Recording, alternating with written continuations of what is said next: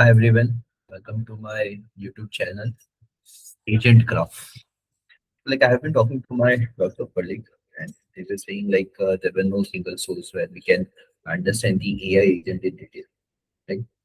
So I decided to start with my YouTube channel today, and here I will be educating the people on the AI agents, right? And you will understand that how to build the AI agents from zero to one, right? So we have been hearing this way AI agent everywhere, and people are not actually sure that what does it mean. So this is what the whole series is going to fix about. So here we will be starting from zero, and by the end of this episode, you will have a real working definition, which you will explain it to your friend. You will able to understand that how the AI agent is exactly different from a chatbot, and you will know exactly where we are going across the next dozens of episodes. Right? So let's get into it. Now, let's assume you hired an intern, right? You are hired an intern, like a kind of intern. Let's not say intern over here. Let's say you text someone, right? You text someone, maybe your friend, maybe your assistant, or anyone, and you just say them that book me a flight to Mumbai next Friday under 8,000 rupees, and you prefer the window seat, right? So what does that person will do? They don't ask you what a flight is. They don't ask you to define a Mumbai. They go figure it out. They search, they compare, they decide, they come back with an answer. Hold on to that picture because the picture is the entire concept of an agent. Everything else we are going to talk about is just unpacking what the person was actually doing for you. Now, compared to how software has worked for the last 50 years, right? So in the last 50 years, the old way was what? You ask one question, you get one answer. And then you have to decide what to do with that answer. You ask again, you repeat forever. So here in this case, you are the brain and software is the hands. Now the agent way, right, flips it around. In the agent, you give a goal. The system figure out the every steps. It acts, it checks, it adjusts, and it come back with the result. The simplest way I can put it, a tools waits for you, right? A traditional software will wait for you until you give them until you take any action. But here, an agent will take an action on behalf of you. Now, this is the slide which I want you to remember.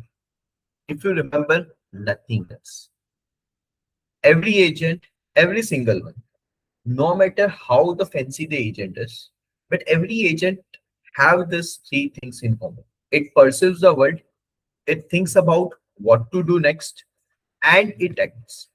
Then it does it again. So agent do the three things.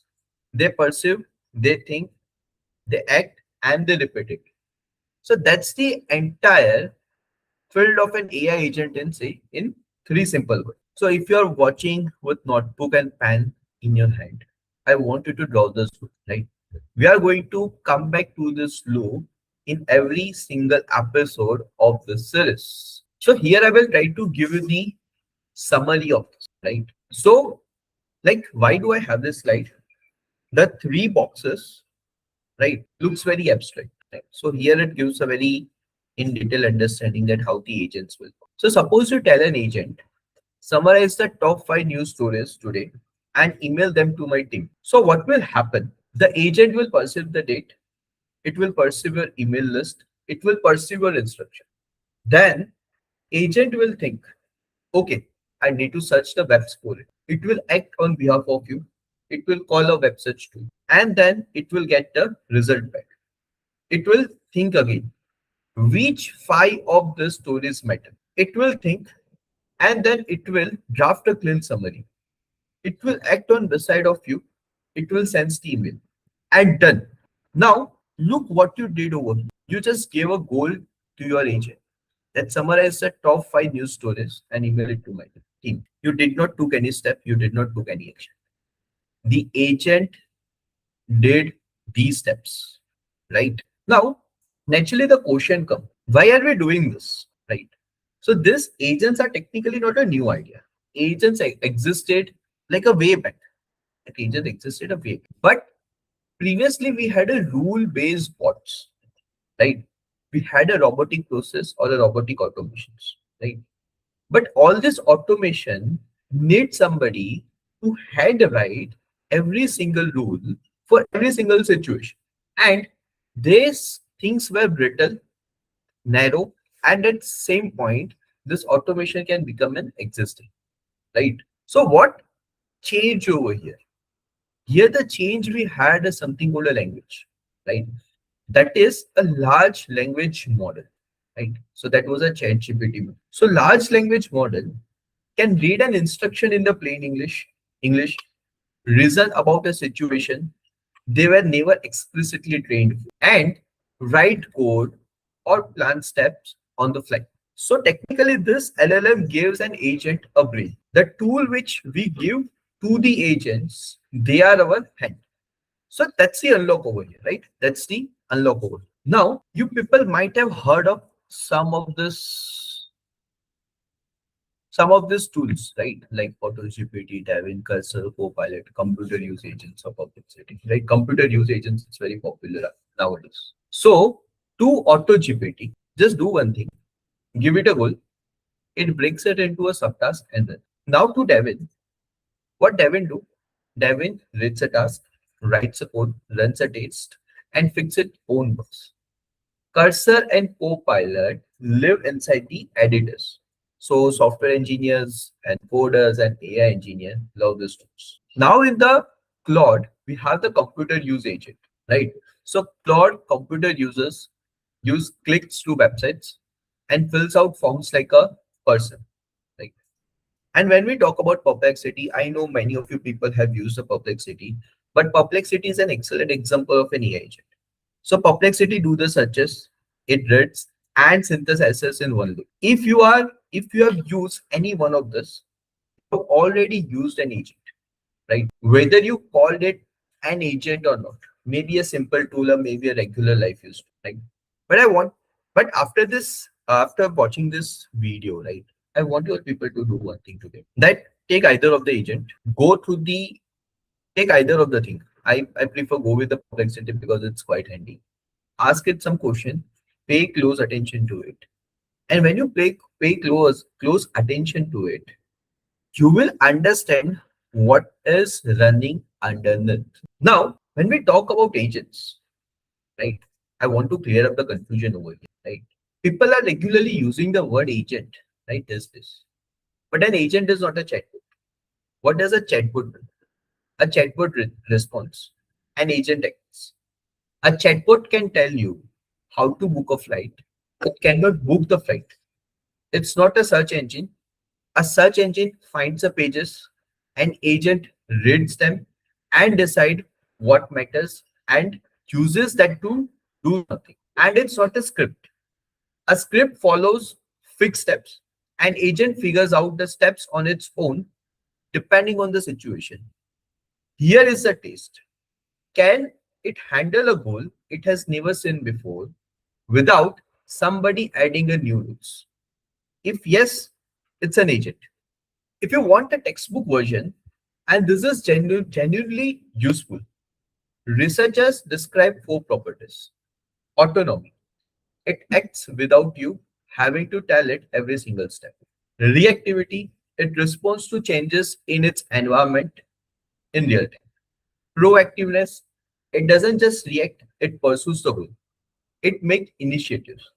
And social ability. It can communicate with the other agents, other system, or humans to actually get things done. This framing comes from Russell and Norby, the AI textbook that basically every CS program in the world uses. Right? That's worth knowing. So this is a textbook definition of the AI. Now, here is the part most introduction skips. Agency is not on or off. It's a dial. On the far left, you have got a calculator, zero autonomy, pure two. A little further along, Chat GPT with not tools. This was the Chat GPT back in 2022. It can reason, but it cannot act. Middle of the spectrum is Chat GPT with web search. It perceives, it reasons, it can take over. Further right is a LangChain agent with multiple tools. The full loop, but limited memory. And on the far right, you have got things like Devin and the AutoGPT that handles long horizon, multi-step, self-correcting mode. The whole point of this playlist is moving you from understanding the left side to building things on the right side. Now, speaking of the playlist, here's what is coming. 6 phases. Phase one is the foundation, what agents are, how they think, what they feel. Phase two is the building blocks, memory, tools, planning, retrieval. One concept per. Phase three is the framework, LangGraph, Crew AI, AutoGen, MCP, and the actual code we will be writing in the phase. Phase four is the patterns. We will understand the React, reflection, and three of agents, how the production systems are actually designed. Phase 5 is a full project you can put on your portfolio. And phase 6 is the frontier, how to deploy the agent, how to evaluate the agent, and stay ahead as this field moves further. So that's the entire roadmap. So to follow along, right, what you need to know and what you don't need to know, right? So I assume you already know this basics of Python like variables, function, loops, APIs.